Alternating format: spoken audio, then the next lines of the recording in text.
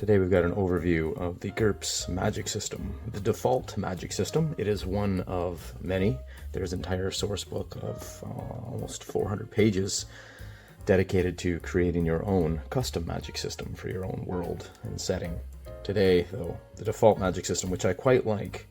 When role-playing fantasy, I prefer to play the mage characters. So GURPS really brings it. There's lots of meat here. So this is the GURPS magic book. It is full of spells. It is almost about 230 pages of spells. Just a spell catalog, over 600 spells here. It's got you covered for what you're used to seeing in other games, such as D&D or whatever. Your fireball, your wish spell, resurrection, heal spell, all that stuff. Plus, probably a fair bit more. Magic in GURPS is a skill-based system. So typically, you access spells as skills by first being born with the advantage of magery. So you pay character points to build your character, and you have to spend some points to get the magery advantage. That usually unlocks the ability to start learning magic spells. Now that doesn't have to be the case. Of course, GURPS being as customizable as it is, you can waive that depending on your system, or depending on your setting. Perhaps your setting, everybody knows. Maybe everybody automatically has the magery advantage, so why bother tracking it and putting points into it or whatever? It's up to the game master. Each spell in GURPS is learned as a skill, and each spell has prerequisites. For instance, let's take a look at the fireball spell. If I can find it here. Fireball spell requires you to first learn, well, have magery 1, and create fire and shape fire. We just go back here, and shape fire requires ignite fire, makes sense, and create fire also requires ignite fire or seek fire. Then we must learn, so we have to have ignite fire to learn all that whole spell chain, and away we go. Makes sense, right? That's fairly realistic. Ignite fire is the elementary spell, has no other prerequisites. Spells in GURPS are powered by your fatigue points, or optionally, up to your setting and your game master, there is the mana pool advantage, which I really quite like, because I picture my old feeble mages having huge mana pools and not relying on their fatigue points. They're not necessarily in shape, but they do have inner mana pool batteries that they've built up over time and practice. So again, that's an option. You can also there are stats for mana battery devices and magic items called power stones, or magic items that can contain, there's a couple different ways to get mana. Also rules for ambient mana levels, high, low, no mana, very high mana levels. That reduces cost for casting spells. Each spell has a cost, and many spells have variable costs. For instance, we're looking right here at Ignite Fire. 1 point, you can light a match. 2 points, you can light a torch flame ignition. 3 points, you get a blowtorch kind of heat. And for 4 points, you get like a magnesium phosphorus kind of heat. So most spells are variable that way, which is something that I greatly miss when I play a D&D game. You still, to recover your mana, you still have to rest. So that's very similar to D&D. You have to take your rests and recover your mana or your fatigue points to power more spells.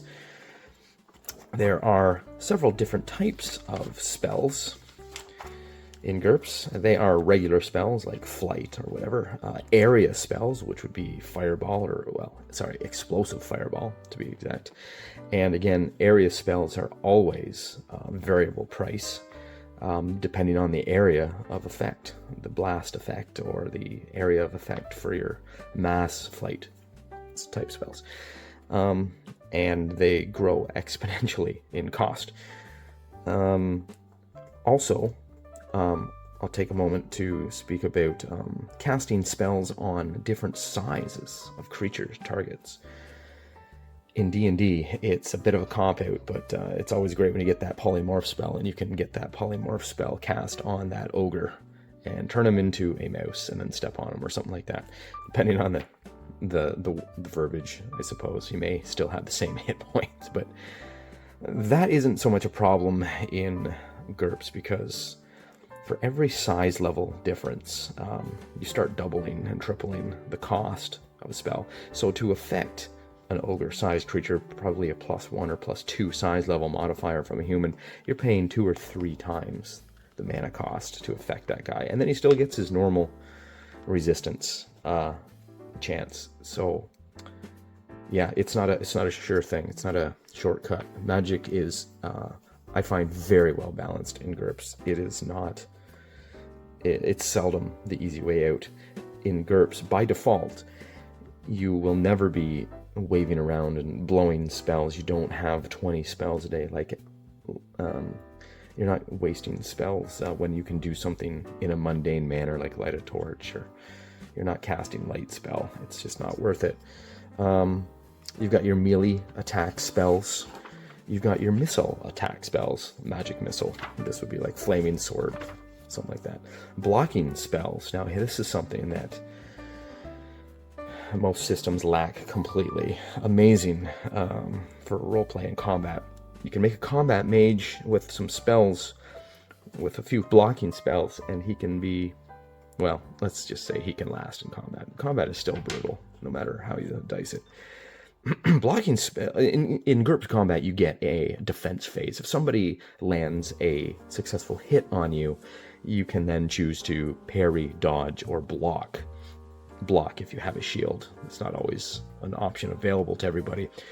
But in that defense phase, you can instead choose to cast a blocking spell, because these are instantaneous spells. They're usually fairly cheap too, but anyways, they spells like Blink.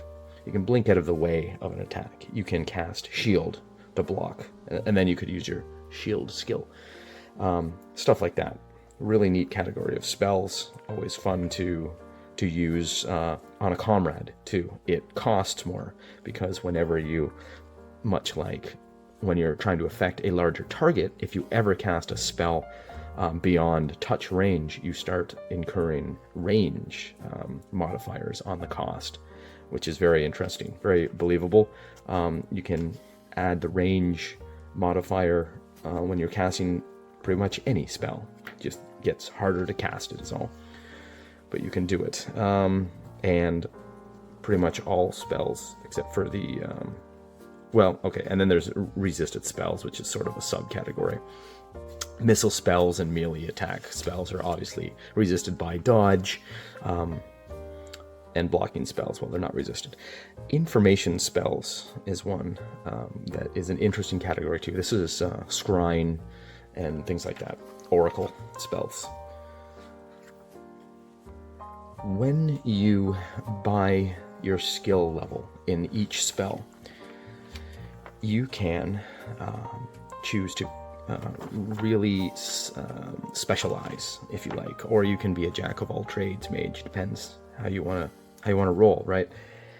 You may have a few spells in every kind of category, every school. Here's necromancy, for instance. There's mind control. There's meta magic. Those are spells that affect other spells, like suspend spell, counter spell, hold spell, reflect spell, copy spell, stuff like that. Making and breaking, whatever.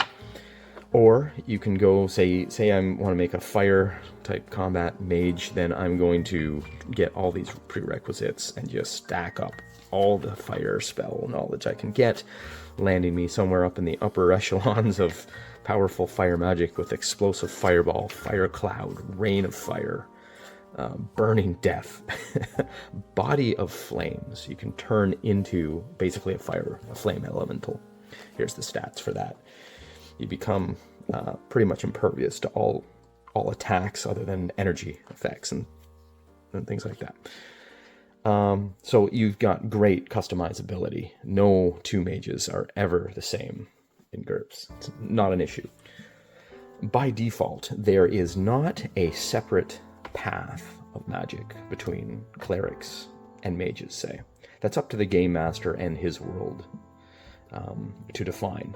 I usually do this just quick and dirty method. I just divide up the schools of magic. I reserve the food, for instance, the food, the healing, and the weather control and information spells to clerics, and mages can have everything else, including they can also have the information spells. There is this interesting school of magic that I've never seen in any other system, really, that I recall. Meta magic. These are spells that you can learn to modify other spells. For instance, reflex. This spell is cast on another spell. It converts that spell to function as a blocking spell for one time only, and then disappears. Unlike delay or link, a reflex spell is triggered by the will of the caster. So that's interesting. I can cast, say I cast the spell fly on myself, but I modify it by casting reflex spell on the fly spell.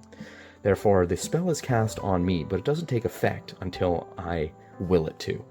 And I can do that as a blocking spell, so instantaneous. So say I trip and fall off the rickety bridge and I'm falling, that's the time where I'm going to initiate the reflex to start the fly spell. Something like that, okay? There's duration. It'll last for an hour. Then you have to recast this one. For instance, there's the link spell. You can cast 2 spells at once, linking 2 spells together. This starts getting interesting combinations of magic spells, and so on. Then there's the enchantment stuff. There's some interesting enchantment. There's an entire school of enchantment things. You can really, this really steps you through on how magic items get created. You can add power, speed, or hex to items that you may want to enchant. You have to learn enchant first. These all require enchant as a prerequisite, of course. Here's the scroll spell. If you want to create scrolls, golem, make an amulet, lesser wish, cast that on an item. Like the stereotypical wish enchantment would be the genie's lamp kind of deal. Spellstone, stones that can contain spells.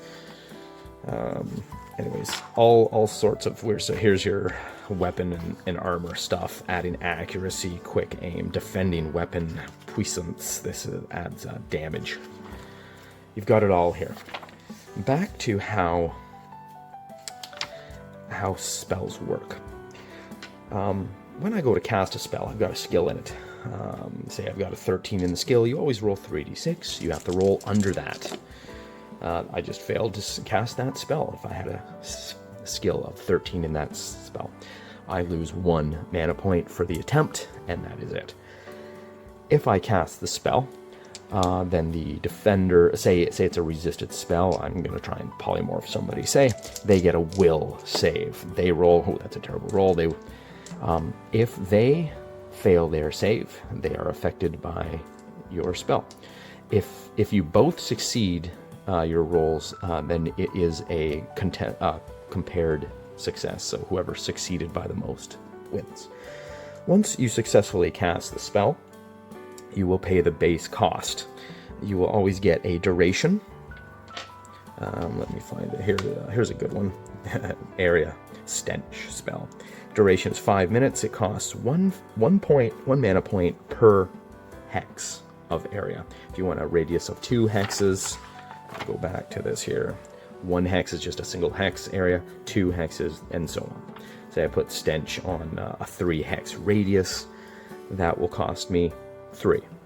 Cannot be maintained, must be recast. So that's interesting. Goes for 5 minutes. Let's get one that can be maintained. Here we go. No smell. Cast no smell on somebody.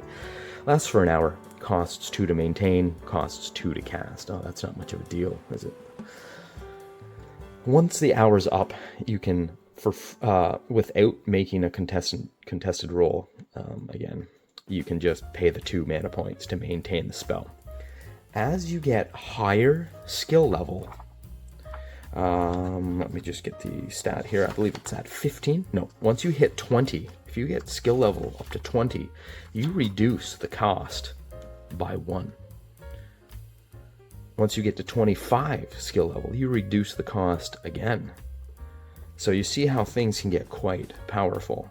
I could then cast at 20, if I knew no spell, what a loser spell, at 25 skill, I could cast that for free and maintain it indefinitely.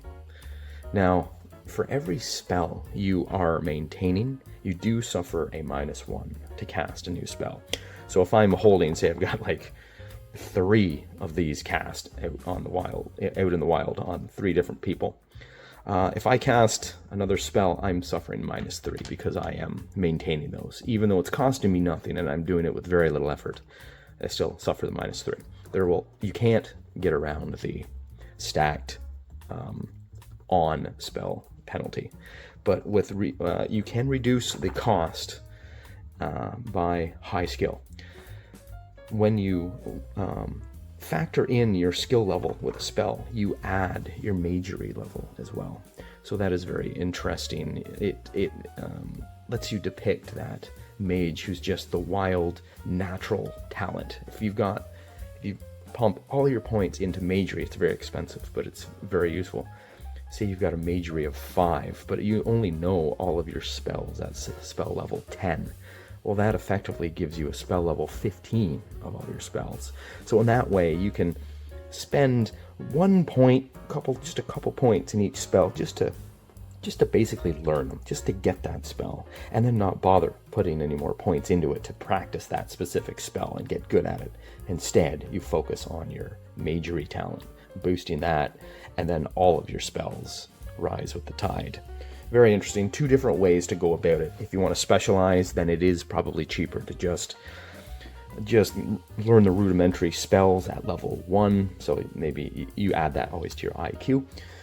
So maybe you'd have them at a low value, but your killer spells, your favorite spells, you'd put a lot of character points into them to get them very high, so you can cast them cheaply, maintain them cheaply.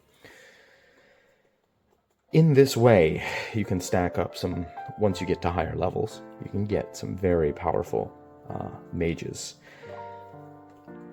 They can have, thanks to the blocking and attack spells, you can have some very different and interesting magician duels. GURPS is, as far as I know, the best system if you ever want a mage's duel, something like the scene from Lord of the Rings where Saruman is fighting Gandalf. They're throwing spells back and forth, they're shrugging off spells, they're blocking each other's spells. And that second by second blow, back and forth melee combat gets juicy with GURPS magic. One more thing I should mention, we are getting long here, we're almost 20 minutes already. Every spell in this book can be cast as a ritual. Granted, you know that spell at level 15 or higher. And what ceremonial magic allows you to do is cast some of these massively costly spells, such as Resurrection, which takes, I think it's 100 mana points, which is ridiculous, considering the average person would have 10 to 15. It's hard to just haul off and cast Resurrection. Or Wish, for instance, costs 2,000 points, okay? You don't just haul off and cast that unless you're super powerful mage, for sure. Or have some power stones, some mana batteries on hand. Ceremonial magic's the other way to do it. You can collect mana from willing participants. Your fellow mages, anybody with a mana pool can contribute. However, this takes 10 times as long to cast and can be interrupted, spoiling the whole thing. But it's an option, always interesting. And it can be done with any spell, which is very interesting. You can get some interesting combinations. Then you throw in meta magic on top of things. Yeah, combination potential is infinite. And last but not least, I like to usually tell newcomers to GURPS about the option that by default there is no rule stopping you from learning sword skill, flail, halberd, polearms, whatever you want for weapon skills as a mage. Having the magery by default, of course, everybody's setting can be customized. You can put limitations on the magery advantage, for instance, forcing mages to not be able to use swords and things, and you can give them a discount for the magery advantage by abiding by those rules. But by default, you can use any armor, you can use any weapon. If you put the character points into the skill for the sword, you can be competent.